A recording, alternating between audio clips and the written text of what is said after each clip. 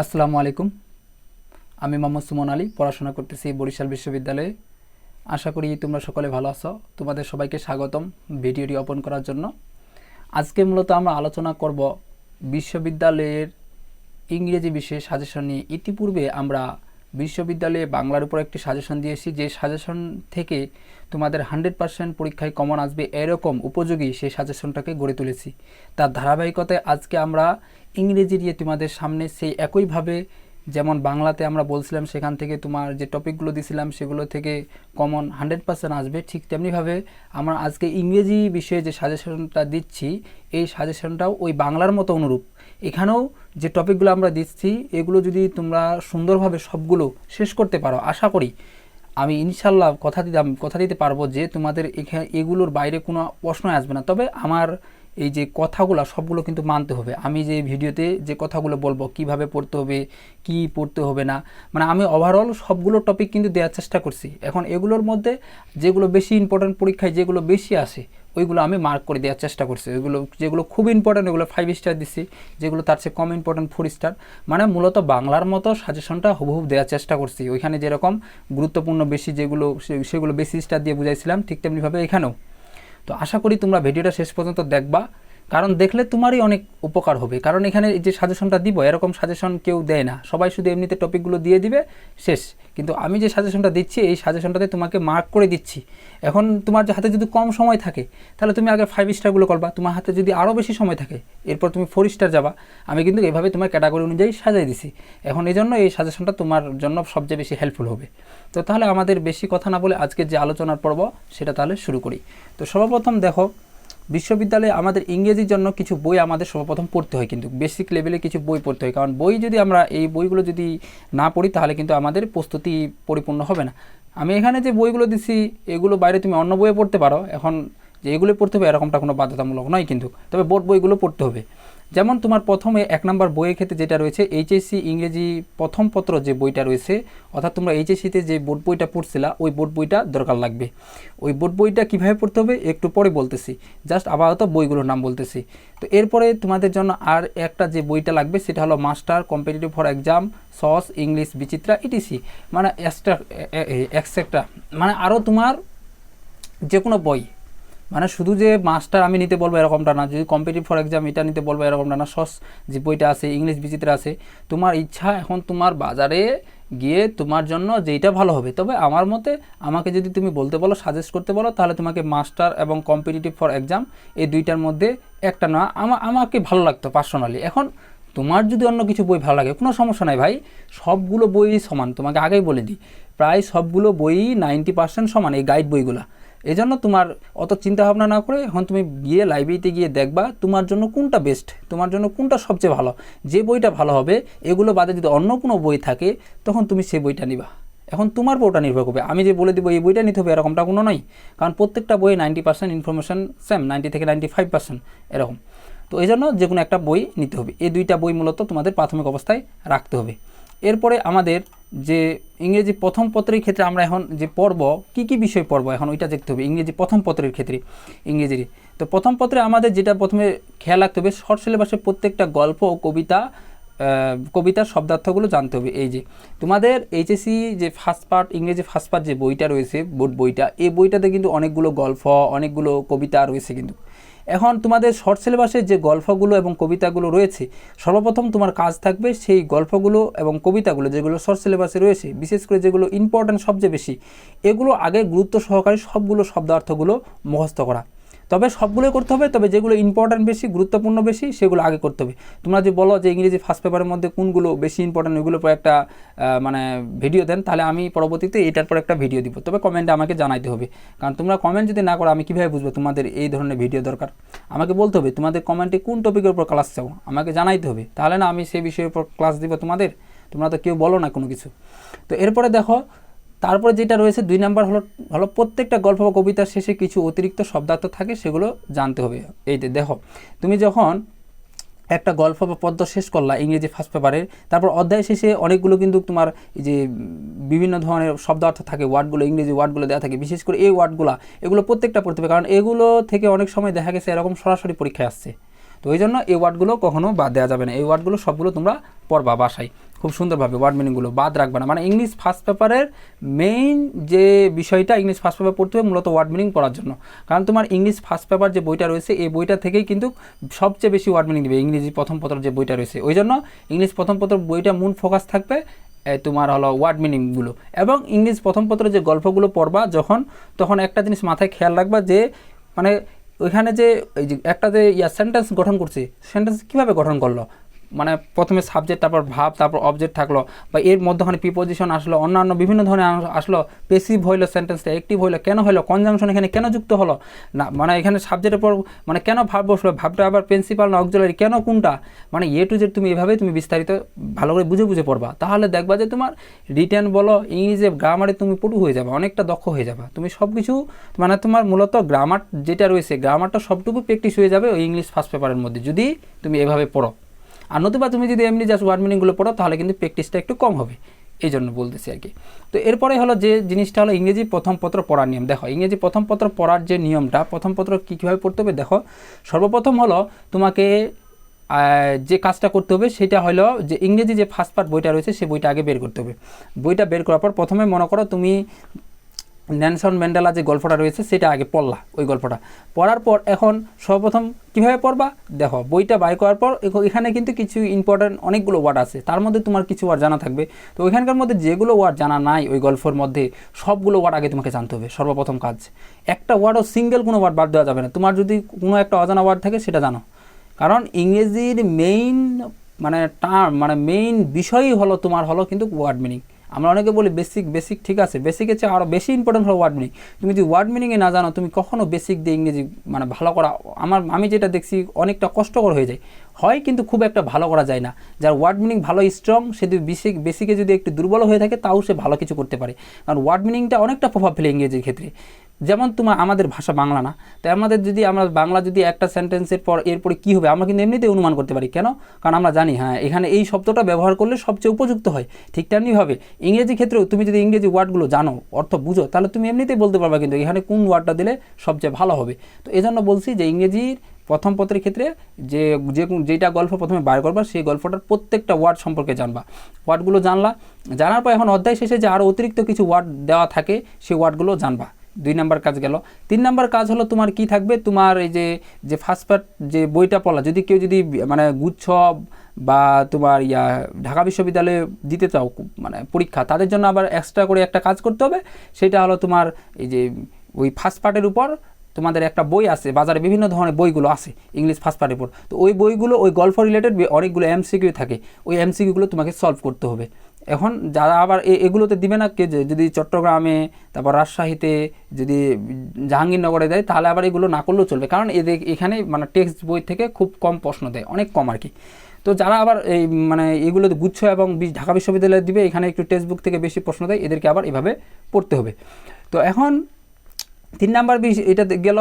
এরপর আমাদের যে বিষয়টা রয়েছে ইংলিশ প্রথম পত্রের ক্ষেত্রে আমাদের হলো তোমাকে ইংলিশ প্রথম পত্রের যে ইয়াগুলো রয়েছে, বিশেষ করে এই যে কবিতাগুলো রয়েছে এগুলো একটু খুব ভালোভাবে কিন্তু পড়তে হবে। কেন, কারণ এগুলো এর থেকে ঢাকা বিশ্ববিদ্যালয়ের রিটেনে কিন্তু অনেক প্রশ্ন আসে, বিশেষ করে ঢাকা বিশ্ববিদ্যালয়ের রিটেনে যারা রিটেন দিবা তাদের জন্য কিন্তু ইংরেজি প্রথম পত্রটা খুব ভালো করে পড়তে হবে, কারণ এখান থেকে অনেক কিছু জিনিস সরাসরি তুমি পেয়ে যেতে পারো ইংলিশ মানে প্রথম পত্রের বইটা থেকে, তোমাদের যে টেক্সট বুকটা রয়েছে।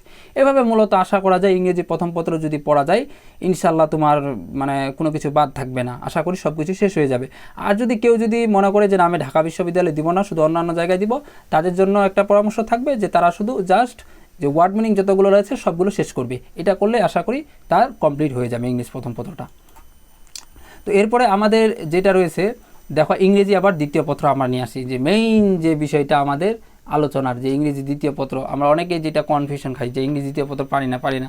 তো আমি এখানে অনেকগুলো টপিক দেওয়ার চেষ্টা করছি কিন্তু, তো এগুলোর মধ্যে আমি এই যে মার্ক করে দিছি যেগুলো বেশি ইম্পর্ট্যান্ট ওইগুলো তোমাকে আগে সর্বপ্রথম শেষ করতে হবে। তো সর্বপ্রথম যেটা রয়েছে সেটা হলো পার্ট অফ স্পিচ। এটা লাগবেই, তুমি যেখানেই পরীক্ষা দাও, যে জায়গায় পরীক্ষা দাও, বাংলাদেশের যে কোনো চাকরি বলো, প্রতিযোগিতা, যে কোনো পরীক্ষায় সব জায়গায় পার্ট অফ স্পিচ লাগবেই। তো পার্ট অফ স্পিচের মধ্যে নাউনটা খুব ইম্পর্ট্যান্ট, তারপর প্রোনাউনটা, তারপর হলো এজেক্টিভটা আবার অত বেশি ইম্পর্ট্যান্ট না, একটু কম, তারপর ভার্বটা সবচেয়ে বেশি ইম্পর্ট্যান্ট, তারপর হলো অ্যাডভার্বটাও কম, প্রিপোজিশনটাও কম, তারপর হলো কনজাংশন, ইন্টারজেকশন। এই যে পার্ট অফ স্পিচ, এইটার মধ্যে তিনটা সবচেয়ে অংশ বেশি ইম্পর্টেন্ট, সেটা হলো নাউন, প্রোনাউন এবং ভার্ব। এই তিনটা একেবারে তোমাকে বিস্তারিত A to Z তোমাকে জানতে হবে। আর একটা কথা, আমরা কিন্তু এই যে টপিকগুলো যেগুলো রয়েছে এগুলোর উপর কিন্তু প্রত্যেকটা টপিকের উপর কিন্তু আমরা ধারাবাহিকভাবে তোমাদের কিন্তু লেকচার আমরা কিন্তু প্রোভাইড করতেছি। এই যে তোমরা কিন্তু আমাদের ইউটিউব চ্যানেল যে অপটিমিস্ট আশাবাদী নামক ইউটিউব চ্যানেল যদি তোমরা সার্চ করো ইউটিউবে, তাহলে দেখতে পাবা এগুলোর প্রত্যেকটা বিষয়ে কিন্তু আমরা ধারাবাহিকভাবে ক্লাস কিন্তু আপলোড দিচ্ছি। কিন্তু এভাবে আমরা বাংলার পড়ে দিব, সাধারণ জ্ঞানের পড়ে দিব, প্রত্যেকটা পড়ে দিব। সর্বপ্রথম আমরা ইংরেজিটা দেওয়ার চেষ্টা করছি, কারণ যেহেতু ইংরেজিতে সবাই মোটামুটি দুর্বল হয়ে থাকে, এই জন্য বেশিরভাগ স্টুডেন্ট। তো এগুলো কিন্তু আমরা কিন্তু ইউটিউবে পাবা, খুব চিন্তা করার দরকার নাই। আমি যে টপিকগুলো সাজেশনটা এখানে দিচ্ছি প্রত্যেকটা টপিকের উপর ইউটিউবে ক্লাস পাবা। আমার এই চ্যানেলে পাবা অপটিমিস্ট আশাবাদী নামক, ওই চ্যানেলে সার্চ দিলে ইউটিউবে চলে আসবে। তো এরপরে দেখো, তো তাহলে আমাদের গেল প্রিপোজিশন, কনজাংশন, এই পর্যন্ত ইন্টারজেকশন গেল পার্ট অফ স্পিচ। এরপরে রয়েছে আমাদের হলো সেন্টেন্স, তারপর হলো টেন্স। টেন্সটা সবচেয়ে বেশি ইম্পর্টেন্ট, খুব ভালো করে জানতে হবে। টেন্সের শুধু টেন্স এমনিতে আমরা গঠন যেটা পড়ি এভাবে না, বিভিন্ন ধরনের টেন্স মার্কারগুলো আছে, মানে কোন ওয়ার্ড থাকলে কোন টেন্স, ইয়ার থাকলে কোন, নাও থাকলে ওটা কোনো সেন্টেন্সে যদি থাকে তাহলে আমরা ওটা কোন টেন্সে ব্যবহার করব, এরকম। তা ভয়েস জানতে হবে, অ্যাক্টিভ প্যাসিভ ভয়েস কীভাবে নির্ণয় করতে হয় এটা খুব ভালো করে জানতে হবে। অনেক ইজি কিন্তু, এগুলো খুব একটা হার্ড না, আমরা যেভাবে হার্ড মনে করি না ওইভাবে অত কিন্তু হার্ড না। কিন্তু তোমরা যদি আমাদের ক্লাসগুলো দেখে থাকো ইউটিউব থেকে তাহলে দেখবা যে অনেক ইজি। আমরা কিন্তু এগুলো ক্লাস যদি এখন নিব আস্তে আস্তে, আবার তো জাস্ট পার্ট অফ স্পিচটা শুরু করছি, এবার ধারাবাহিকভাবে আমরা কিন্তু সবগুলো ক্লাস নিয়ে শেষ করে দেবো আশা করি। তো এরপরে রয়েছে হলো ডিগ্রি, এটা খুব একটা ইম্পর্টেন্ট না, মোটামুটি ইম্পর্টেন্ট। তারপর হচ্ছে নেরেশন, খুব ইম্পর্টেন্ট, অনেক সময় পরীক্ষায় আসে। তারপর হলো সিম্পল, কমপ্লেক্স, কম্পাউন্ড, মোটামুটি ইম্পর্টেন্ট। তারপর হলো ক্লজ এবং ফ্রেজ, খুব ভালো করে জানতে হবে ক্লজ এবং ফ্রেজ এই দুইটা, মানে এখান থেকে প্রশ্ন আসবেই, মানে আসেই প্রশ্ন, ওই জন্য 5 স্টার দিয়ে দিছি। কিন্তু তারপর জিরান, এটাও প্রশ্ন আসে অনেক সময়, ওই জন্য এটা 4 স্টার দিছি। মানে যেগুলো সবচেয়ে বেশি ইম্পর্টেন্ট ওগুলো 5 স্টার, যেগুলো তার চেয়ে কম ওগুলো 4 স্টার দিছি আর কি। মানে এগুলো কিন্তু অনেক ইজি, খুব একটা হার্ড না, আমরা যেভাবে মনে করি বাস্তবে কিন্তু অতটা না। কারণ আমরা হার্ড কেন মনে হয় আমাদের কাছে, মূলত আমরা এই টপিকগুলো মানে প্র্যাকটিস কম করি, আর প্র্যাকটিস করতে হবে। কিন্তু এটা শেষে আলোচনা করবো যে এই দ্বিতীয় পত্র আবার কিভাবে পড়বো। তাহলে প্রথম থেকে আবার বলি, দেখো কী কী টপিক আছে, সেটা হলো part of speech, noun, pronoun, adjective, verb, adverb, preposition, conjunction, interjection. এরপরে রয়েছে হলো সেন্টেন্স, তারপর রয়েছে টেন্স, তারপর হলো ভয়েস, তারপর হলো ডিগ্রি, তারপর নেরেশন, তারপর সিম্পল, কমপ্লেক্স, কম্পাউন্ড, তারপর ক্লজ, তারপর হলো ফ্রেজ, তারপর হলো জিরান অ্যান্ড পার্টিসিপল। এরপরে আমাদের এগুলো মোটামুটি ক্লাসগুলো গেল। এরপর আমাদের যে ক্লাসগুলো আসবে সেগুলো হলো স্পেশাল পার্ট, মানে এখানে আমরা 5টা পার্টে স্পেশাল পার্টগুলোকে ভাগ করছি। 5টা পার্টের মধ্যে কিছু অংশ আছে, 5টা ক্লাসে এই সবগুলো দেওয়ার চেষ্টা করব। তো স্পেশাল পার্ট 1-এর মধ্যে আমাদের যেগুলো হচ্ছে ইনফিনিটিভ বলতে এরকম কিছু ওয়ার্ড আছে, এরপরে আমাদের মূলত ইনফিনিটিভ ব্যবহার করতে হয়, অর্থাৎ 2+ ভার্বে V1 ব্যবহার করতে হয়। কিছু ওয়ার্ড আছে এরপরে ভার্বের সাথে আইএনজি যুক্ত করতে হয়, ওই জন্য বলছে use of verb plus ING form, মানে কিছু ওয়ার্ড আছে এরপর ভার্ব প্লাস আইএনজি ফর্ম ব্যবহার করতে হয়। এগুলো মূলত এই যে আমরা কিন্তু টেকনিক দিব, ওই টেকনিকগুলো মনে রাখলে আশা করি তোমাদের এমনিতে হয়ে যাবে, যে বুঝতে পারবে হ্যাঁ এই ওয়ার্ডটা পর ভাবের সাথে আইএনজি হবে, মানে ওই ওয়ার্ডগুলো কীভাবে মনে রাখবা এটা টেকনিক আছে, খুব ইজিলিভাবে দেওয়া যায়, সমস্যা নাই। তোমরা আমার ক্লাসগুলো দেখবা, আশা করি সবগুলো ক্লিয়ার হয়ে যাবে। এরপরে রয়েছে use to vs be use to, মানে ভার্সেস, মানে ইউজ টু এবং বি ইউজ টুর মধ্যে পার্থক্য আছে, কিন্তু ইউজ টু পর ভাবে বেস ফর্ম, আর বি ইউজ টু পর কিন্তু ভাবের সাথে আইএনজি যুক্ত হবে। তো এগুলো আমাদের জানতে হবে। তারপর পজিটিভ ভাব আছে অনেকগুলো, কিন্তু ম্যাক, লেট, গেট, হেল্প, এগুলোর আমাদের রুলগুলো জানতে হবে। তারপর হলো সাবজেক্টিভ ভার্ব, কিছু ওয়ার্ড আছে এগুলোর পর ভাবে বেস ফর্ম হচ্ছে, এবং কোন ওয়ার্ডগুলো এগুলো মুখস্থ করতে হবে। এগুলো কিন্তু টেকনিক আছে, সমস্যা নাই, তোমাদের টেকনিক দিবা, এভাবে পড়বা, ইনশাল্লাহ তোমাদের কমপ্লিট হয়ে যাবে। তার প্যারালাল স্ট্রাকচার, প্যারালাল মানে কি সমান্তরাল, মানে আগে নাউন হলে পরেও নাউন, আগে এডজেক্টিভ হলে পরেও এডজেক্টিভ, মানে সমানভাবে চলবে। এরপর হচ্ছে এগ্রিমেন্ট, মানে চুক্তি, কখনো মানে অ্যাফার্মেটিভ এগ্রিমেন্ট হবে, কখনো নেগেটিভ এগ্রিমেন্ট হবে, মানে টু বা সো, মানে দ্যাট, এরকম বিভিন্ন ধরনের, মানে টু বিশেষ করে এগুলো কিন্তু রুল আছে। কিন্তু এগুলো আমরা রুলগুলো মানে খুব সুন্দরভাবে, মানে ইজিলি যেভাবে তোমরা সহজে বুঝতে পারো আমরা এভাবে আলোচনা করব, এবং পরবর্তীতে আমরা এগুলোর উপর লাইভ ক্লাস কিন্তু নেওয়ার চেষ্টা করব, যাতে তোমাদের কোনো প্রবলেম না থাকে এবারে। তারপর এরপর হচ্ছে স্পেশাল পার্ট 2। পার্ট 2-র মধ্যে কী কী রয়েছে, 1 নম্বর হলো ইনভার্টেড কোশ্চেন, তারপর হলো কি ইলজিক্যাল মডিফায়ার, তারপর রয়েছে ইনভার্সন, তারপর হলো এডজেক্টিভ উইথ লিঙ্কিং, তারপর হলো ডবল কম্পারেটিভ, তারপর হলো কম্পারেটিভ ডিগ্রি, তারপর বিটুইন এবং অ্যামাং, তারপর হলো অ্যাডভার্ব এবং ভার্সেস প্রিপোজিশন, দুইটার মধ্যে কিন্তু পার্থক্য আছে, এই বিষয়টা আলোচনা করব। এরপরে আমাদের রয়েছে হলো ফর এবং সিন্স, ফর এবং সিন্সের মধ্যে পার্থক্য আছে। তারপর a little and little, a little এবং শুধু লিটিল, দুইটার মধ্যে কিন্তু পার্থক্য আছে, এ ফিউ এবং শুধু ফিউ, এগুলোর মধ্যে কিন্তু পার্থক্য আছে। এগুলো যদিও আমরা যখন এই যে প্রোনাউনের ক্লাসটা আলোচনা করছিলাম ওইখানে কিছুটা ধারণা দেওয়ার চেষ্টা করছিলাম, এই নাউন ক্লাসটা যখন আলোচনা করছিলাম ওইখানে নাউন ক্লাসের মধ্যে এগুলো কিন্তু কিছুটা ধারণা দেওয়ার চেষ্টা করছিলাম, খুব একটা বেশি না, হালকা করে আর কি। তো এখানে আরও বিস্তারিত এগুলো জানবো। তারপর only a few, only a little, এটা সম্পর্কে মানে দুইটার মধ্যে কিন্তু পার্থক্য আছে, দুইটা কিন্তু এখন না, মানে এগুলো মূলত থাকলে একটা হবে কাউন্টেবল, একটা হলো নন কোনটা কাউন্টেবল, কোনটা দ্বারা আমরা কীভাবে চিনবো, এগুলো সব আলোচনা হবে। এরপর রয়েছে হলো মাচ, মেনি, তারপর হলো a large number of, a large amount of, মানে দুইটার মধ্যে পার্থক্য আছে কিন্তু।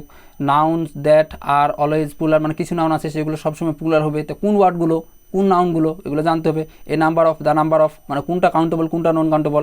কারণ যদি ওয়ার্ডটা যদি কাউন্টেবল হয়, মনে হয় এটা দুইটার মধ্যে যদি একটা কাউন্টেবল হয় তার মানে ভাবটা কী হবে, তখন ভাবটা হলো তোমার হলো ভাবটা প্লুরাল হবে। আর যদি নন কাউন্টেবল হয় তাহলে নন কাউন্টেবল মানে কি একটাই শুধু, তার মানে তখন ভাবটা সিঙ্গুলার দিতে হবে। তো এটার পর মূলত নির্ভর করতেছে না যে এটা কাউন্টেবল না নন কাউন্টেবল, তো এটা আগে জানতে হবে। তারপর হলো নো হাউ টু, এইটা। তারপর হলো স্পেশাল পার্ট 3 রয়েছে, 3 মধ্যে কী রয়েছে সাবজেক্ট ভার্ব এগ্রিমেন্ট, এটা অনেক ইজি। এটা মূলত কী হবে, সাবজেক্টের সাথে ভার্বের একটা চুক্তি হবে, অর্থাৎ সাবজেক্ট যদি সিঙ্গুলার হয় ভার্ব সিঙ্গুলার, সাবজেক্ট যদি প্লুরাল হয় ভার্ব প্লুরাল, এই বিষয়টাই মূলত আলোচনা। অর্থাৎ কিছু ওয়ার্ড থাকলে এরকম সময় আমরা অনেক সময় এরকম দেখবো, কিছু ওয়ার্ড থাকলে ওইটা সাবজেক্টটা প্লুরাল হয়ে যায়, কিছু ওয়ার্ড থাকলে ওই সাবজেক্টটা আবার সিঙ্গুলার হয়, এরকম কয়েকটা রুল আছে, অনেক ইজি, খুব ভেজাল নাই, মানে তোমাদের জাস্ট একটু ধারণা দিলে তোমরা বলবে এত ইজি, এইভাবে তোমরা বলবে একবারে। তারপর রাইট ফর্ম ভাব রয়েছে, অর্থাৎ ভাবের সঠিক রূপ যেটা, মানে ভাবটা কীভাবে, এটা মানে সাবজেক্ট ভাব এগ্রিমেন্টের সাথে অনেকটা সমতুল্য।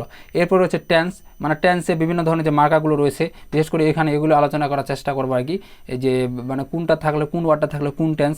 তারপর ইন, অন, অ্যাট, এই তিনটার মধ্যে আমরা অনেকে পার্থক্য বুঝি না, কোন সময় বড় স্থান বড় সময়, ছোট স্থান ছোট সময়, কোনটার পূর্বে কী বসে, এগুলো আলোচনা করার চেষ্টা করবো পরবর্তীতে। তো দেখো এরপর হলো স্পেশাল পার্ট 4 মধ্যে কী কী রয়েছে আর্টিকেল, এটা তো আমাদের মানে ক্লাস 6 থেকে পড়ে আসতেছে আর্টিকেল, তারপর আমাদের আর্টিকেলের সমস্যা। কেন সমস্যা, কারণ আমরা আর্টিকেল যেভাবে পড়া লাগে আমরা ওইভাবে পড়ি না, এই জন্য মূলত এই সমস্যা।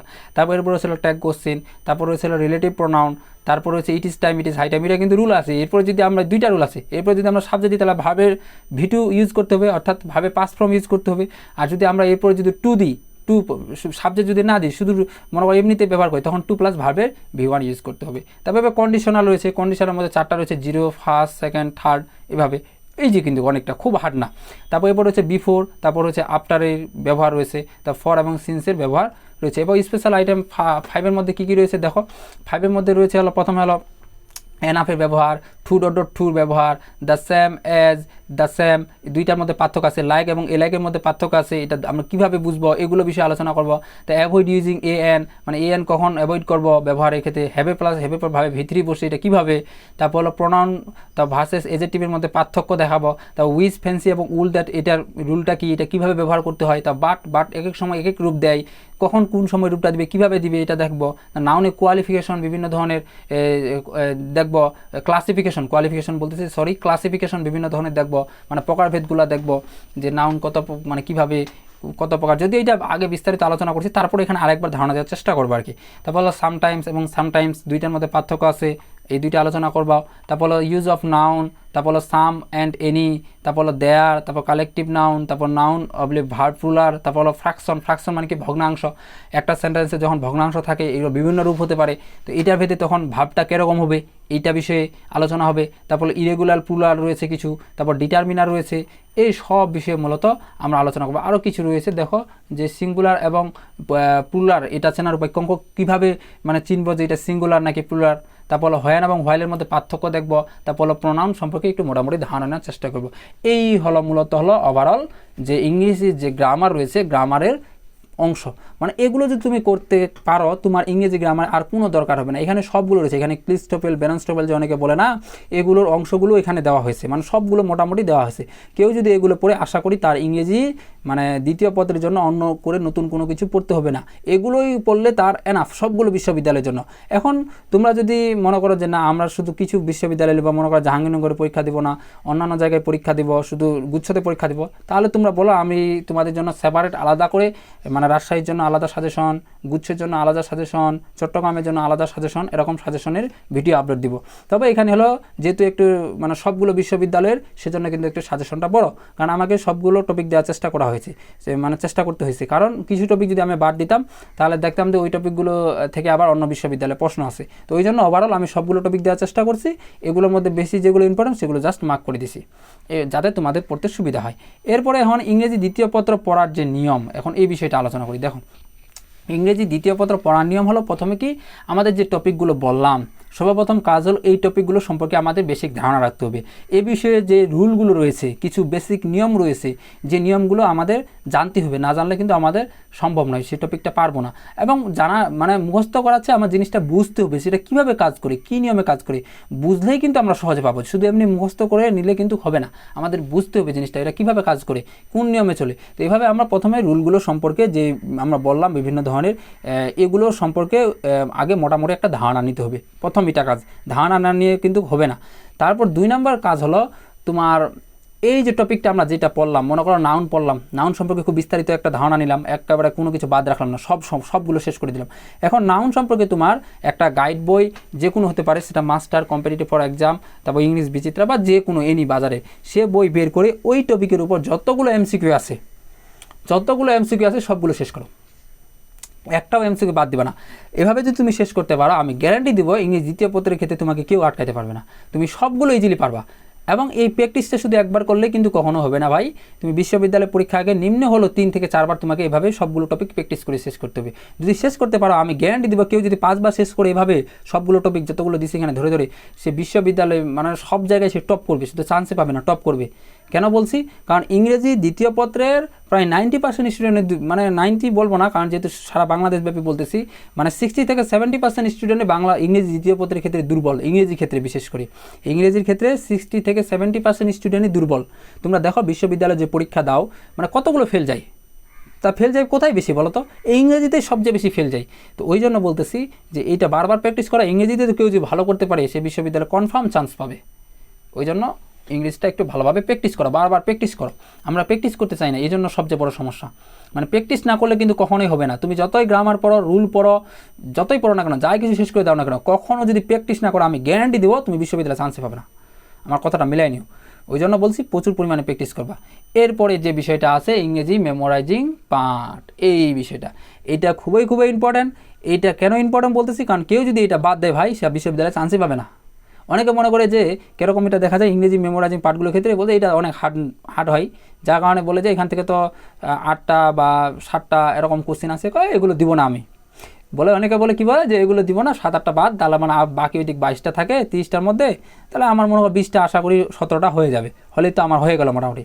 কিন্তু বাবা, তোমার এই যে তুমি এগুলো পড়বা মেমোরাইজিং পার্টগুলো, এগুলো প্রভাবটা শুধু মেমোরাইজিং পার্টের উপর পড়বে না কখনো, এই প্রভাবটা তোমার এই যে তুমি যে ইংরেজি গ্রামারটা দিচ্ছ ওইখানেও পড়বে। তুমি ওয়ার্ড মিনিং জানো না, এখন তুমি বাকিগুলো অ্যান্সার কীভাবে করবা? জীবনও সম্ভব? কখনোই সম্ভব না। তো ওই জন্য বলছি, আর যারা গুছিয়ে দিবে তাদের জন্য তো মানে বিশেষ করে প্রিপোজিশনটা এবং এই সিনোনিম অ্যান্টোনিমটা জানা ফরজ, এক কথায়। যদিও ফরজ বলা উচিত না, মানে জানা মানে অতি জরুরি, কারণ ওইগুলো মানে প্রিপোজিশন থেকেই গুচ্ছতে দেখি 3-4টা করে প্রশ্ন আসে, সিনোনিম অ্যান্টোনিম থেকেই দেখি 3-4টা 5-6টা করে প্রশ্ন আসে। মানে এগুলো দুইটা মিলেই প্রায় যতগুলো প্রশ্ন আসে অনেক, মানে ইডিয়ম এন্ড ফ্রেজ থেকে 1-2টা আসে। মানে জানতেই হবে মোট কথা আর কি। মানে এগুলো না জানলে তোমার মানে অধুরা থেকে যাবে বিষয়টা। কারণ তুমি যদি না জানো, আমি বলে দিচ্ছি আগে থেকে ভাই, তোমাকে রেড অ্যালার্ট দিয়ে দিচ্ছি, তোমার বিশ্ববিদ্যালয়ের চান্সটা কিন্তু মিস হয়ে যাবে। তুমি যদি এই মুখস্থ আইটেমগুলো যদি না পড়ো, অনেক কষ্ট হয়ে যাবে। চান্স পাইলেও তুমি ওই যে মনে করো শুধু শেষের দিকে চান্স পেতে পারো, কিন্তু ভালো একটা পজিশন করতে পারবে না। এটা আগেই বলে দিলাম, মিলাই নিও কথাটা। ওই জন্য বলছি এগুলো খুব ভালো করে পড়বা। তো এগুলোর মধ্যে যেগুলো সবচেয়ে বেশি ইম্পর্ট্যান্ট, ওই আগের মতো আমি স্টার দেওয়ার চেষ্টা করছি। যেমন এগুলোর মধ্যে সবচেয়ে বেশি যেটা ভোকাবুলারি, এটা তো মানে লাগবেই, এটা একবার বাধ্যতামূলক, অবধারিত। যে জায়গায় পরীক্ষা তো ভোকাবুলারি লাগবে। ভোকাবুলারির মধ্যে সিনোনিম অ্যান্টোনিম যেটা রয়েছে, সমার্থক শব্দ, বিপরীত শব্দ, এগুলো জানতে হবে। তারপর গ্রুপ ভাবটা ইম্পর্ট্যান্ট, এটা পরীক্ষায় আসে। এবং গ্রুপ ভাব বা প্রিপোজিশন, মানে প্রিপোজিশনের সাথে গ্রুপ ভাব অনেকটা মিল আছে, তো ওই জন্য 2টা মিলিয়ে দিছি। ওই জন্য এটাও 5 স্টার দিছি, এটাও দিছি, এটাও 5 স্টার প্রিপোজিশনও। এখানে মানে আরেকটা স্টার দেওয়া হয় না, মানে এটাও 5 স্টার কিন্তু প্রিপোজিশনও। মানে তোমার যে কোনো বিশ্ববিদ্যালয়ে পরীক্ষা দাও না কেন, আমার মতে 3টা আইটেম করাই লাগবে। তার মধ্যে একটা হলো ভোকাবুলারি, তারপর 2 নম্বর হলো প্রিপোজিশন, তারপর হলো ইডিয়ম অ্যান্ড ফ্রেজ। তবে আমি যদি তোমাকে যদি আরও শর্টকাট করে বলি, দুইটা আইটেম মাস্ট বি করতে হবে, একটা হলো ভোকাবুলারি, একটা হলো প্রিপোজিশন। এই দুইটা কখনো বাদ দিয়ে কখনোই তুমি বিশ্ববিদ্যালয়ে পরীক্ষা দিতে যাবে না। আর তিনটা দিতে হবে, এই তিনটা মনে করো মাস্ট, তবে এই দুইটা বাদ দিয়ে কখনোই যাবে না, কারণ গেলে অনেকটা ক্ষতি হয়ে যাবে, তোমার পরীক্ষা হবে ভালো হবে না। তো বিশেষ করে এই তিনটা থেকে প্রশ্ন থাকবেই, ভোকাবুলারি থেকে তো 2-3টা থাকবেই, তা প্রিপোজিশন থেকে তো দুইটা তো থাকেই প্রায় বলা যায়, আর গুচ্ছ তো আরও বেশি থাকে, অন্যান্য জায়গায় একটু কম থাকে। তারপর ইডিয়ম এন্ড ফ্রেজ থেকে 1-2টা থাকে, এইটাই এই তিনটা থেকে সবচেয়ে বেশি থাকে আর কি। তারপর এরপর গ্রুপ ভাব রয়েছে, তারপর অ্যানালজি রয়েছে, মাঝে মধ্যে অ্যানালজি থেকে প্রশ্ন দেয়, তারপর হলো প্রভাব রয়েছে, তারপর হলো ট্রান্সলেশন রয়েছে। তবে সবথেকে বেশি যে দুইটা থেকে প্রশ্ন দেয় সেটা হলো গ্রুপ ভাব এবং প্রিপোজিশন। তারপর ইডিয়ম এন্ড ফ্রেজ থেকেও দেয়, তবে একটু কম দেয়। এরপর হলো গ্রুপ ভাব থেকে প্রশ্ন দেয়। আশা করি বিষয়টা বুঝতে পারছো যে কোনগুলো বেশি ইম্পর্ট্যান্ট, কোনগুলো কম ইম্পর্ট্যান্ট। এরপর রয়েছে হলো মেমোরাইজিং পার্টগুলো পড়ার নিয়ম। এই যে ইংরেজি যে মেমোরাইজিং আমরা পার্টগুলো দেখলাম, এগুলো কীভাবে পড়বে এখন দেখো, এগুলো পড়ারও কিন্তু নিয়ম আছে। এগুলো তোমাদের যেভাবে পড়তে হবে, সর্বপ্রথম এই যেগুলো রয়েছে এই মেমোরাইজিং পার্টগুলো যেগুলো রয়েছে, অর্থাৎ ভোকাবুলারি, সিনোনিম, অ্যান্টোনিম, প্রিপোজিশন, এগুলো তোমরা যে বইটা তুমি নাও না কেন বাজারে, সে বইটার বিগত সালের যতগুলো প্রশ্ন আছে সবগুলো প্রশ্ন আগে শেষ করতে হবে। সেগুলো চাকরি বলো, ইউনিভার্সিটি বলো, বিসিএস বলো, যাই বলো না কেন, মানে অর্থাৎ বিগত সালে যতগুলো চাকরি, ইউনিভার্সিটি, বিসিএস, জব, ব্যাংক যতগুলো আসছে সবগুলো তোমার শেষ করতে হবে বিগত সালে। এগুলো সিনোনিম, অ্যান্টোনিম, প্রিপোজিশন বলো, গ্রুপ ভাব বলো, এভাবে সবগুলো তোমাকে আগে সর্বপ্রথম শেষ করতে হবে। এভাবে যদি তুমি সবগুলো শেষ করতে দেখবে যে ওইগুলোর মধ্যে ঘুরে ঘাড়ে আসে।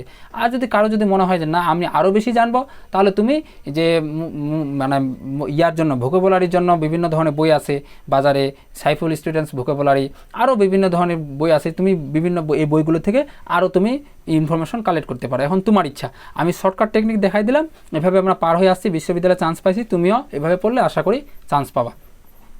তো এটাই হলো বিষয় মেমোরাইজিং পার্টগুলো পড়ার নিয়ম। তো এরপরে রয়েছে হলো ইংলিশ লিটারেচার, অর্থাৎ ইংরেজি সাহিত্য। ইংরেজি সাহিত্য এখন আছে একটা বিষয় ইংরেজির ক্ষেত্রে। ইংরেজি সাহিত্য পড়বো কীভাবে দেখো, ইংরেজি সাহিত্য সম্পর্কে আমাদের সর্বপ্রথম একটা বেসিক ধারণা রাখতে হবে এবং বিগত সালের প্রশ্নগুলো আমাদের কি করতে হবে, শেষ করতে হবে। এখন এখানে দুইটা আমরা পয়েন্ট লিখছি যে ইংরেজি বিষয়ে প্রথমে কি বেসিক ধারণা, তারপর বিগত সালের প্রশ্ন শেষ করতে হবে। এখন এটার মধ্যে পার্থক্য আছে দেখো, কিছু বিশ্ববিদ্যালয়ে ইংরেজি সাহিত্য থেকে বেশি প্রশ্ন দেয়, কিছু বিশ্ববিদ্যালয়ে আবার কম দেয়। যেমন জাহাঙ্গীরনগর, এখানে ইংরেজি সাহিত্য থেকে মানে সাহিত্য অংশ থেকে ওরা বেশি প্রশ্ন দেয়। তো ওই জন্য যখন জাহাঙ্গীরনগর পরীক্ষা দিবা, তোমাকে একটু ভালো করে ইংরেজি সাহিত্যের যে বেসিকটা খুব ভালো করে জেনে তারপর এখানে পরীক্ষা দিতে যেতে হবে। আর অন্যান্য বিশ্ববিদ্যালয়ে মোটামুটি একটা ইংলিশ সাহিত্যর যে বিষয়গুলো রয়েছে সেগুলো যে মোটামুটি একটা ধারণা রাখা যায় এবং বিগত সালে যতগুলো প্রশ্ন আছে ওই সাহিত্য রিলেটেড সবগুলো যদি ভালো করে বুঝে পড়ে মানে যাওয়া যায়, পরীক্ষা দিতে যাওয়া যায়, তাহলে আশা করি তোমার সাহিত্যে কোনো সমস্যা হবে না। তবে ইংলিশ সাহিত্যের ক্ষেত্রে কেউ যদি শর্টকাটে পার করতে চায়, মানে এটা থেকে বের হয়ে আসতে চায়, তাহলে তার শর্টকাট একটা উপায় হলো কি, তোমাকে বিগত সালে যতগুলো এমসিকিউ আছে সবগুলো শেষ করতে হবে খুব ভালো করে বুঝে। তো এই জন্য তোমাকে একটা বেসিক কিন্তু ধারণা আবার রাখতে হবে। তুমি জাস্ট এমনিতে মুখস্থ করে নিবা সরাসরি এমনটা না, তোমার ইংলিশ সাহিত্য যে অংশটা রয়েছে সেটা সম্পর্কে একটা বেসিক ধারণা থাকতে হবে। যদি ধারণা থাকে তাহলে তুমি জাস্ট বিগত সালে প্রশ্নগুলো একটু বুঝে পড়লে, সবগুলো প্র্যাকটিস করলে আশা করি তোমার ইংরেজি সাহিত্য আর কোনো সমস্যা থাকবে না, সবগুলো সমস্যার সমাধান হয়ে যাবে। তো আজকের পর্বটা কিন্তু অনেক বড় হয়ে গেল, তবে তোমাদের সুবিধার জন্য মানে পর্বটা বড় হয়ে গেলেও তোমাদের এখানে আশা করি অনেকটা তোমাদের হেল্প হবে, কারণ এখানে অনেকগুলো ইনফরমেশন দেওয়ার চেষ্টা করছি। যদি তোমরা কেউ এভাবে যদি পড়ো, আমি যেভাবে বলছি মানে পদ্ধতিগুলো তোমাদের সাথে শেয়ার করছি, এভাবে যদি কেউ পড়ো, আমি গ্যারান্টি দিব তার বিশ্ববিদ্যালয়ের ক্ষেত্রে ইংরেজি প্রিপারেশনে কোনো ঘাটতি থাকবে না, তার ইংরেজি ওভারঅল সব কিছু শেষ হয়ে যাবে, কারণ আমি সবগুলো বিষয় এখানে দিয়ে দিছি। এখন তোমার ইচ্ছা অনুযায়ী তোমাকে এখন গুছাই নিতে হবে, এখন তোমাকে এই টপিকগুলো ধরে প্রতিদিন শেষ করতে হবে। তবে আমি এগুলো নিজেই শেষ করে দিব, সমস্যা নাই, তোমরা আমাদের সাথে থাকো, ইনশাল্লাহ আমরা ধরে প্রত্যেকটা টপিক ধারাবাহিকভাবে তোমাদের সামনে উপস্থাপন করে দেব। তো আজকের পর্বটা এখানে শেষ করতেছি, পরবর্তীতে তোমরা কোন পর্বের পর ক্লাস চাও আমাকে জানাও। তো দেখা হবে পরবর্তীতে নতুন কোনো পর্বে। সবাই ভালো থাকবা, সুস্থ থাকবা। আসসালামু আলাইকুম।